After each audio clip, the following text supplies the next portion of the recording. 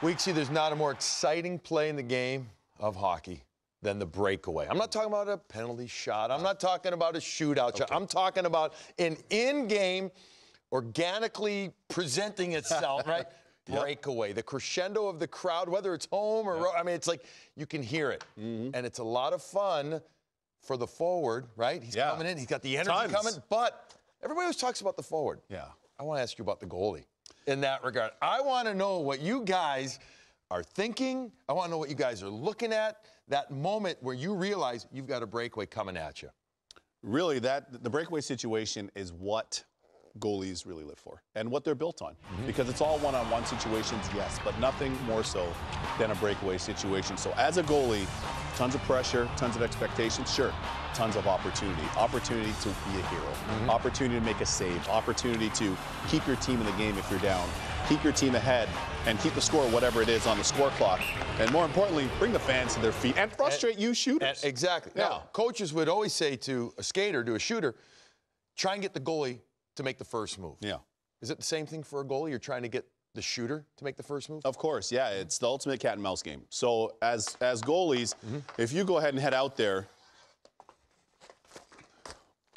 a lot of the top goalie coaches will always tell goalies, first of all, first rule of thumb, it doesn't matter where the breakaway opportunity starts, you can't be too far back in net.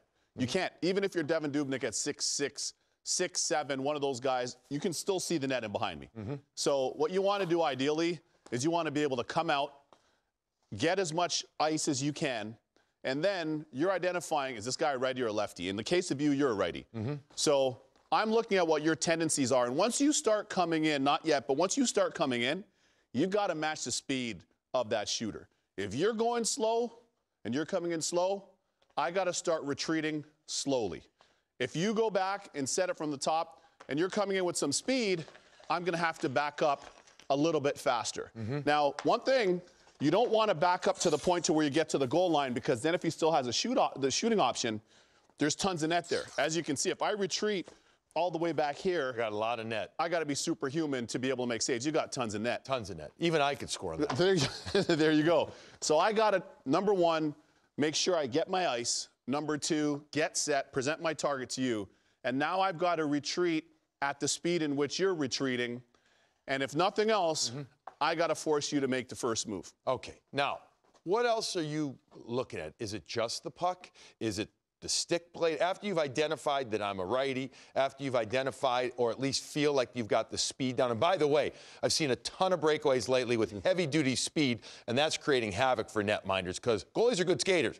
But it's a lot harder sometimes to go back at that same pace, whether it's a Dylan Larkin, for instance, it's taking it to the house, you know, taking it there. That's right. What else are you looking at, though, from a goalie's perspective? Because I can tell you from a shooter's perspective, you know, we're looking to see your body positioning. We're looking to see if there's any type of a, you know, you have a little bit of a room over there to bring the puck back in, to bring it like that. But what are you guys focusing on? Well, it all depends on what cues you guys are sending. And our Alex Tanguay talks about this all the time. As a shooter, and I don't want to give away too many shooter secrets. We want to keep them at bay. But you're trying to send us false information.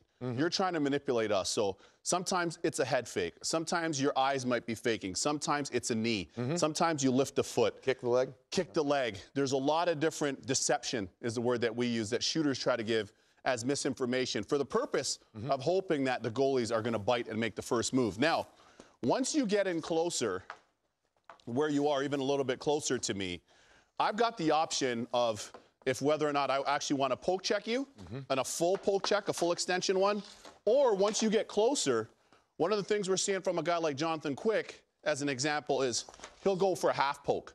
Some guys will go for a half poke check. Once you're in close enough proximity with your stick and puck to me to where I don't have to give away the farm, but I can give you a little half poke check and maybe throw you off a little bit. And when you're also going back towards your net, again, with a guy coming in with speed, we're seeing a lot of goalies obviously be able to wishbone, kind of separate and hold the ground right there. That's sometimes just kind of that last-ditch effort that you guys can throw there. All right, as we wrap this up, I want to know if you can remember, it wasn't that long ago, take us back onto the ice, Weeksy. You're out there, all right?